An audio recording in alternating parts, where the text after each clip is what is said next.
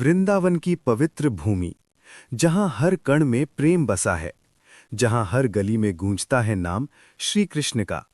वहीं नंद बाबा के आंगन में जन्म हुआ एक नटखट बालक का, जिसका नाम था कान्हा। श्री कृष्ण। बचपन से ही उनकी लीलाएं सबको हैरान कर देती थीं। कभी वो गोपियों के घर जाकर माखन चुरा लेते, तो कभी अपने मासूम चेहरे से सबका दिल जीत लेते। एक दिन की बात है, गोपियां बहुत परेशान होकर यशोदा माता के पास पहुंची। मैया, आपका कान्हा रोज हमारे घर आकर माखन चुरा लेता है और जब हम पकड़ते हैं तो मुस्कुराकर भाग जाता है। यशोदा मैया ने मुस्कुराते हुए कहा, अच्छा, आज मैं उसे रंगे हाथ पकड़ूंगी। अगले दिन कान्हा अपने दोस्तों के साथ चुपके से एक गोपी के घर पहुंचे और माखन की मटकी तक पहुंचने के लिए उन्होंने अपने दोस्तों के साथ मिलकर पिरामिड बना लिया। जैसे ही कान्हा ने माखन चुराया, यशोदा मैया वहां पहुंच गईं। कान्हा!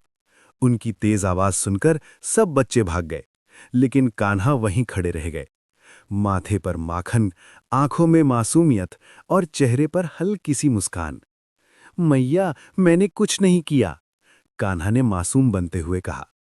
यशोदा मैया ने उन्हें पकड़ लिया और कहा, आज तो मैं तुम्हें सजा दूंगी। फिर उन्होंने कान्हा को एक ऊखल यानी ओखली से बांध दिया। लेकिन यही तो थी असली लीला।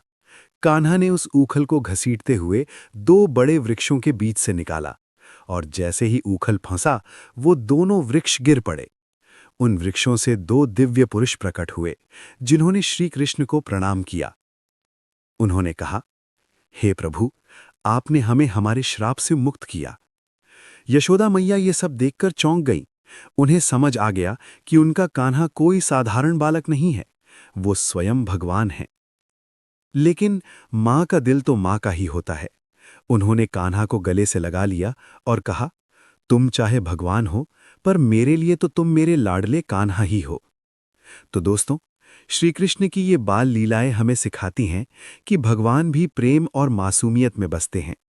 अगर आपको ये कहानी पसंद आई तो वीडियो को लाइक करें, कमेंट में लिखें राधे कृष्णा और शेयर जरूर करें, ताकि हर कोई इस सुंदर लीला को सुन सके।